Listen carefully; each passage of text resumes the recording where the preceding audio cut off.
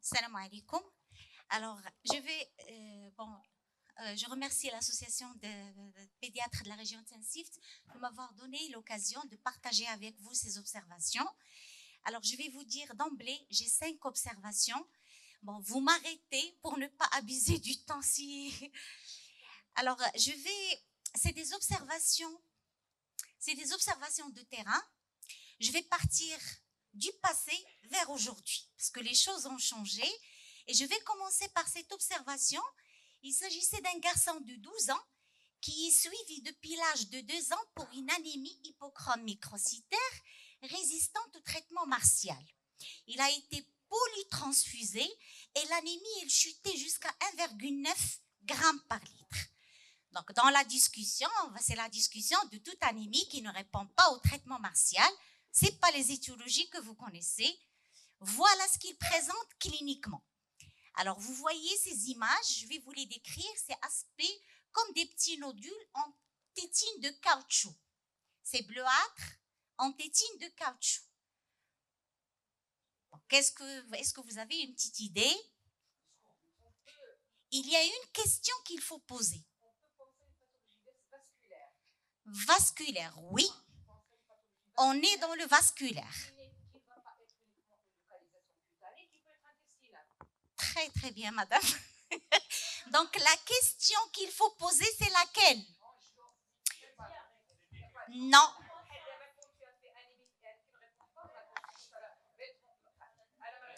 Là, je vous ai dit que ce n'est pas ces étiologies-là. Une question qu'il faut poser qui va vous donner le diagnostic. Est-ce qu'il y a un saignement digestif? C'est surtout des mélénas. Donc, c'est un garçon qui faisait, mais il fallait connaître parce que là, plusieurs diagnostics qu'on peut évoquer sur les lésions cutanées, hormis c'est-à-dire l'anémie qui ne répond pas au traitement. Donc, sur les lésions cutanées, le message que je veux passer, c'est qu'il faut penser au vasculaire. Alors, donc, il faut demander est-ce qu'il avait des mélénas, une hémorragie digestive, et effectivement, cet enfant avait des mélénas épisodiques depuis l'âge de 2 ans.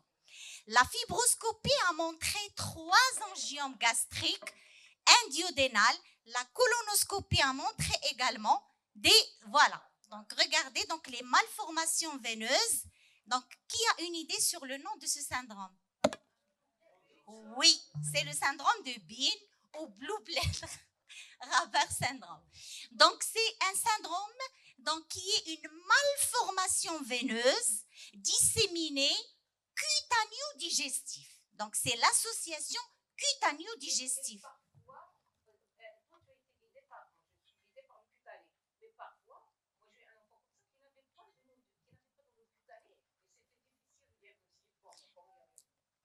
Alors, c'est des nodules cutanés de couleur bleu sombre, compressibles, en tétine de caoutchouc, avec des lésions viscérales. Donc, j'ai insisté sur le tube digestif.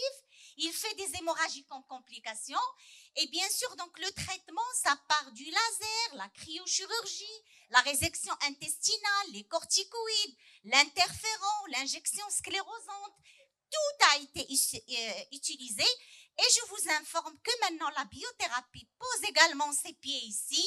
Donc, on a utilisé le sirolimus qui offre l'avantage d'être donné par voie orale. Donc, c'est la rapamycine qui a utilisé il a été utilisé après l'échec de plusieurs traitements et utilisé également en première ligne. Donc, voilà ce qui a été publié comme série utilisant ce médicament et qui a donné, bien sûr, une efficacité. Je passe. Le deuxième cas. C'est quoi comme lésion cutanée? Si on regarde la main droite, on pensera la main droite, ça fait une particularité de psoriasis. C'est pas bon. Le psoriasis, c'est squameux. Il n'y a pas de squame, il n'y a pas d'hyperkératose.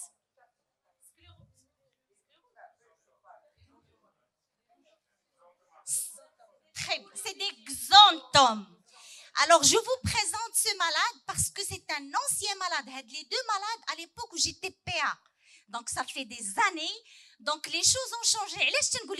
Parce que là, l'intelligence artificielle, on pourrait, si on ne connaît pas l'image, elle peut nous aider à raccourcir la durée. Donc, c'est pour ça que comme je vais passer du passé vers l'actuel. C'est un enfant qui a fait le tour de plein de médecins pour rien que poser le diagnostic de Xanthome.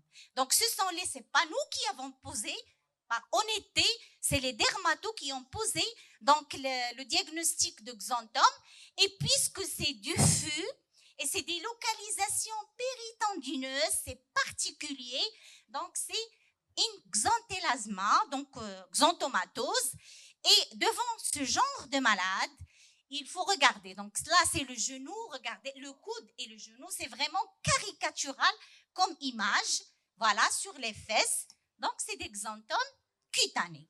Devant, voilà, le premier diagnostic auquel il faut penser, c'est l'hypercholestérolémie familiale.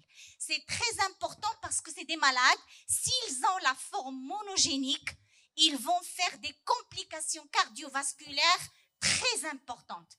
Donc la forme polygénique ne pose pas beaucoup de problèmes sérieux comme la forme monogénique. Et le message, c'est quand vous dosez le cholestérol, vous allez trouver le LDL qui est supérieur à 1,9. Donc, ça fait la définition de l'hypercholestérolémie chez l'enfant. Et puis, le contexte clinique, c'est lui qui vous fait dans la forme familiale, que ça soit polygénique ou monogénique, ou même d'autres formes. Donc, pour la prise en charge, c'est bien sûr les règles hygiéno-diététiques, c'est les stages, je vais en parler, c'est les statines, c'est les... Bon, je vais vous décrire un tout petit peu. Il faut savoir qu'à côté de ces formes génétiques, vous pouvez avoir des formes qui sont secondaires. Secondaires à des causes endocriniennes ou métaboliques, l'hypothyroïdie, l'anorexie mentale, viscérale, la cholestase, vous le connaissez tous, le syndrome néphrotique par le biais de l'hypercholestérolémie, l'insuffisance rénale, les maladies de surcharge comme les glucogénoses, les sphingolipidoses, syndrome de Klinefelter, les médicaments, les corticoïdes, les rétinoïdes qui sont actuellement beaucoup utilisés pour l'acné, il faut faire attention, les bêta-bloquants ou bien sûr la jeune fille, les contraceptifs oraux. Devant une hypercholestérolémie familiale, il faut faire le bilan biologique ou radiologique qui n'est pas bon, ça dépend, il n'est pas toujours nécessaire. Mais si vous avez un cas dans la famille, il faut faire le dépistage dans la famille. Le garçon, il avait le frère qui avait la même chose. Donc les parents, ils tournaient avec les deux garçons. Le diagnostic différentiel, c'est la xanthomatose cérébro-tendineuse qui se localise également sur les tendons, mais qui est liée à une autre mutation, un autre gène, qui est le gène CYP27A1.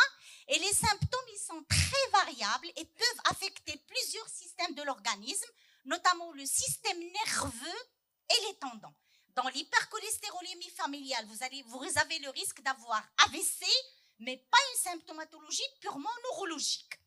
Les symptômes neurologiques, par exemple, le déclin cognitif, l'ataxie. Donc, il faut avoir ce réflexe de faire la corrélation, les troubles du mouvement, les tremblements, la dystonie, des symptômes psychiatriques, et vous avez bien sûr les xanthomes qui sont localisés sur les tendons. Et donc, il y a un élément important, c'est la cataracte. Quand vous avez une atteinte ophtalmique, ça vous fait sortir de la hypercholestérolémie familiale. Et donc, c'est l'étude génétique quand vous n'êtes pas sûr du diagnostic qui va vous faire la différence. J'ai pas le temps pour passer, s'il vous plaît, madame. Hein? Alors, donc là, je vous mets, c'est un schéma que vous pouvez trouver sur pas à pas, donc où il y a donc la répartition entre l'hypercholestérolémie avec la définition entre ce que je vous ai dit, la forme monogénique, la forme polygénique et les différents traitements. Vous pouvez le consulter à tête reposée, pas de souci. Alors, concernant le traitement, on a les règles hygiéno-diététiques, bien sûr, qui sont là, les résines, seule la cholestéramine qui est autorisée avant la fin de la puberté. Et bien sûr, ça a été discuté, la greffe de foie, la greffe... Bon, je peux pas trop parler devant Marc parce que je risque de dire des erreurs, il va me piéger. Alors là, j'ai trouvé sur la bibliographie le même cas que notre malade. Donc vous voyez, c'est la même localisation et c'est pratiquement le même profil. Alors, ce qui est actuellement des études scientifiques qui montrent que cette réduction du taux de LDL cholestérol par les anticorps, là aussi, la biothérapie, les anticorps monoclonaux, anti-PCSK9, en sus des statines est aussi associée à une réduction.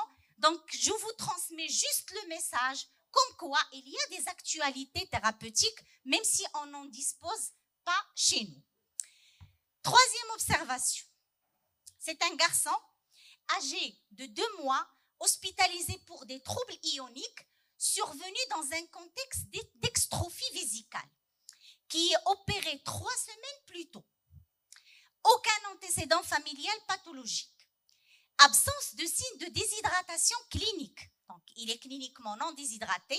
Il arrive, il est hypotherme, avec des urines qui sont troubles, malodorantes, hypotrophes, bon, plus que moins de DS, avec des organes génitaux externes qui sont normaux. Donc, vous allez penser à quoi? Maladie métabolique.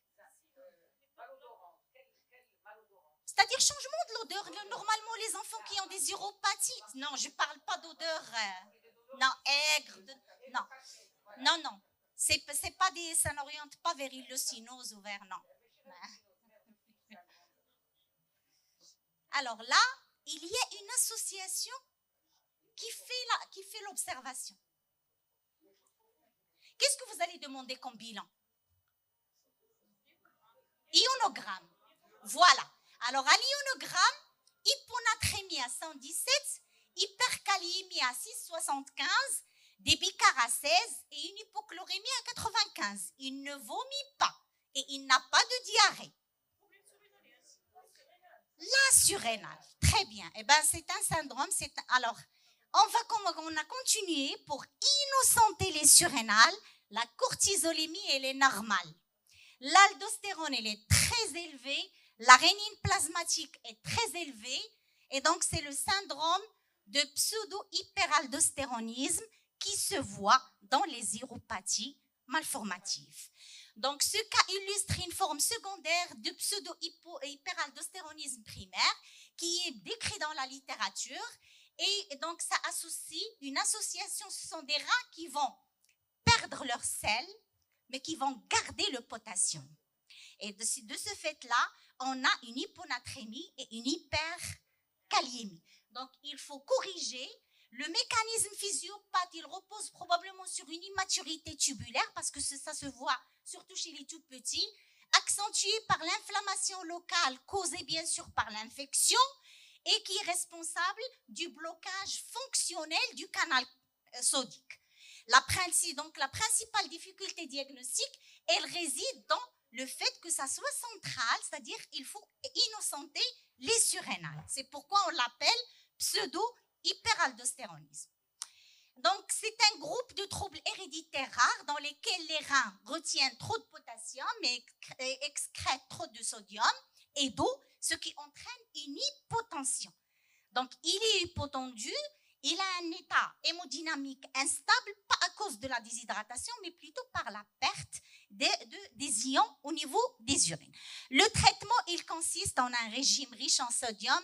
Bon, c'est décrit parfois quand le besoin en fludrocortisone, on peut l'utiliser.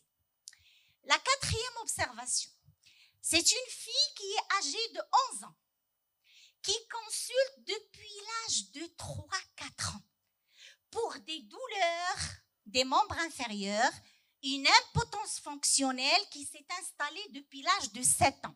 Elle marche avec une canne.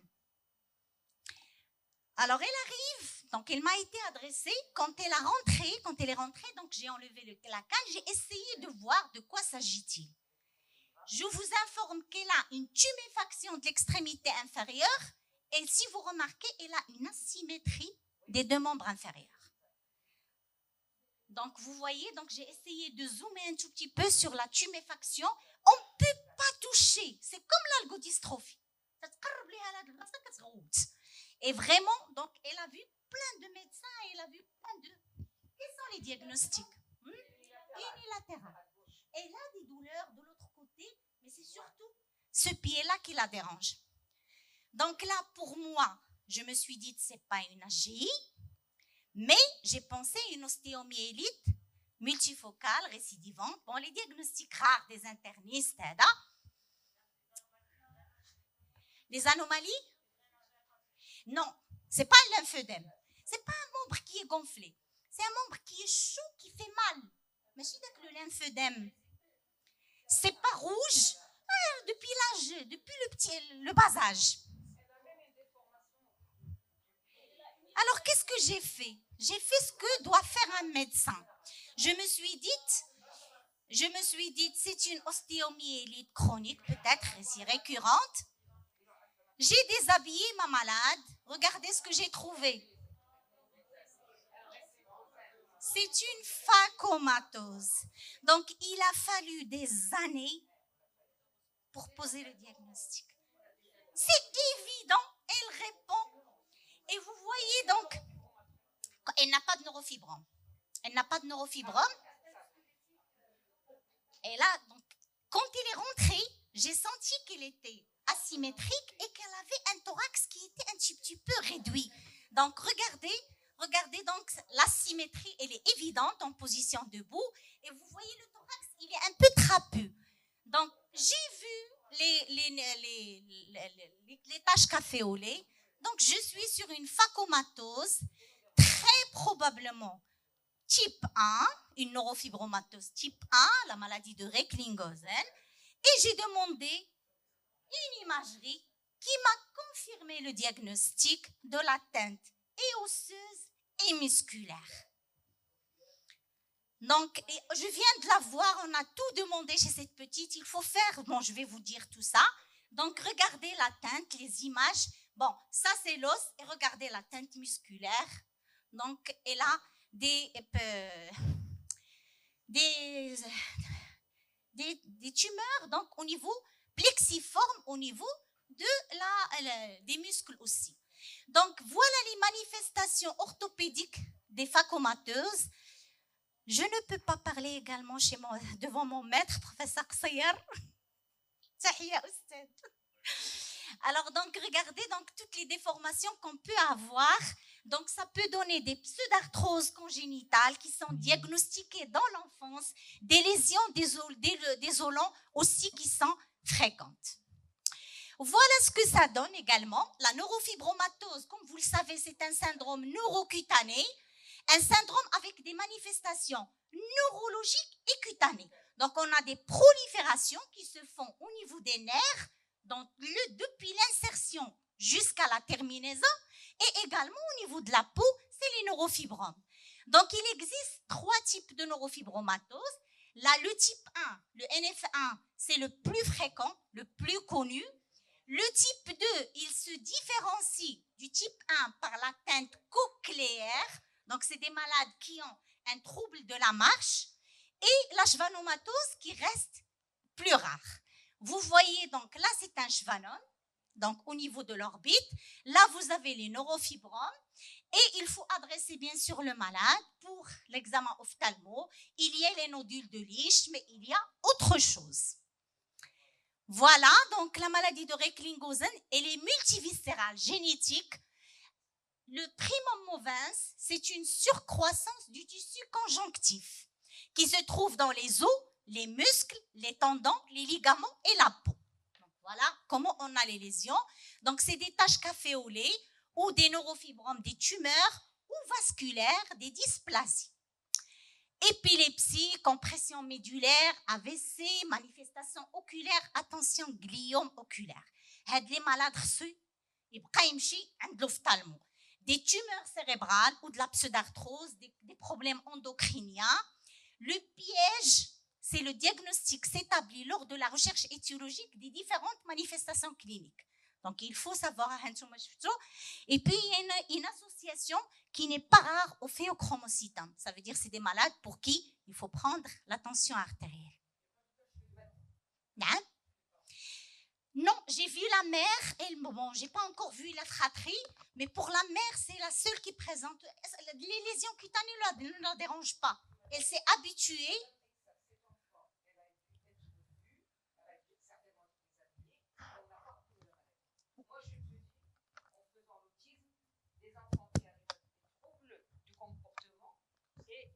trouble du comportement, ils sont autistes et on ne cherche pas le cutané. On ne fait pas l'association entre le Alors, cutané et l'autisme. il y a donc les tumeurs, ça peut être des tumeurs périphériques, des neurofibromes cutanés, sous-cutanés, des neurofibromes plexiformes nodulaires, ou des plexiformes diffus, ou carrément les schwannomes, n'importe où dans le corps. Voilà donc les critères diagnostiques, vous les avez dans la littérature, bien examiner le malade. C'est le message que je passe à travers cette observation. Ma dernière observation, c'est une fille qui a consulté avant cet âge-là pour des polyarthralgies chroniques isolées à caractère inflammatoire, avec un syndrome inflammatoire et un facteur rhumatoïde positif. J'aimerais que vous constatiez une chose. Asymétrie de la face. Alors, qui a une idée sur le diagnostic? Voilà comment elle est devenue actuellement cette petite. C'est l'hémiatrophie de Paris-Ramberg. Alors voilà, donc si vous voyez maintenant avec le tridimensionnel, donc vous voyez, ça se voit vraiment très, très nettement. C'est une maladie qui est rare, donc le syndrome de Paris-Ramberg. Donc il y a 4 types, le type 1, type 2, 3 et 4, qui donnent, bien sûr, classés en fonction de la sévérité de l'atteinte cutanée, de l'atteinte musculaire. Le tableau clinique, il associe atrophie faciale progressive, affectant principalement les tissus sous-cutanés, les muscles et les os. Donc, ils ont un problème du maxillaire, donc des problèmes dentaires, des problèmes nerveux. Ça associe le tout, donc surtout le trijumeau au niveau de la face. C'est une pathologie rare, c'est une atrophie et dégénérescence hémifaciale progressive, asymétrie de la face, des douleurs. Le défi important, c'est qu'elle prête à confusion avec la sclérodermie dans sa forme en lame de sabre au tout début. La pathogénèse, elle est multifactorielle, comme toutes les maladies inconnues. Et bien sûr, la caractéristique, c'est que c'est des gens qui ont une positivité d'anticorps antinucléaires et de facteurs rhumatoïdes. Et donc, c'est ce qu'elle avait, cette petite. Elle avait un facteur rhumatoïde positif.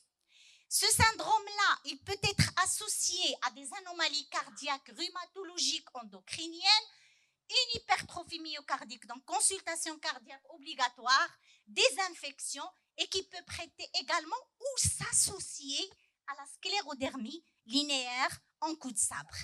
Voilà ce qu'avait cette petite, pour vous deux Anna, vous faire Heda. Elle avait un facteur rhumatoïde qui était positif et elle avait un syndrome inflammatoire qui est toujours, ça c'est le bilan d'il y a, je crois, une dizaine de jours. Donc le Paris-Ramberg, la teinte ophtalmique, c'est pas que des nodules de Lisch, c'est la rétinite pigmentaire. Donc c'est des malades à mettre donc, dans les mains, entre les mains d'un ophtalmo. Voilà donc les différents stades. On part du type 1 jusqu'au type 4. On parle même actuellement du type 5. Les traitements, le diagnostic différentiel, beaucoup de maladies, la sclérodermie, l'hémiatrophie faciale, la microsomie hémifaciale cérébrale, le syndrome de Goldenhar, le syndrome de Sturge-Weber, donc plein de diagnostics qu'on peut bien sûr prêter à confusion. Là, c'est l'inverse. Pour faire la différence, ça c'est un diagnostic différentiel, c'est l'hypertrophie hémifaciale primaire, vous avez tous les mi-corps, alors que là, c'est la face. Dans le Paris-Ramberg. La prise en charge, c'est le méthotrexate. Alors, cette petite, on l'avait mis sous méthotrexate, ça fait des années qu'elle est sous méthotrexate. Elle était même partie à Necker. Elle a été vue par Pierre Cartier, qui l'a renvoyée chez moi et dit « Suivez votre traitement, on n'a rien à vous proposer en plus de ça. » On attend la fin de la croissance. On peut faire plein de choses, de reconstruction, de greffe, de lambeaux, etc. Il y a donc la toxine botulique, il y a la photothérapie, plusieurs traitements qui ont été proposés. Voilà donc les différents traitements qui ont été utilisés, mais le méthotrexate, gardez-le en tête, c'est lui qui a empêché d'avoir vraiment une destruction, une atrophie très, très grave. Et vous voyez là, c'est les greffes adipositaires qu'on utilise actuellement.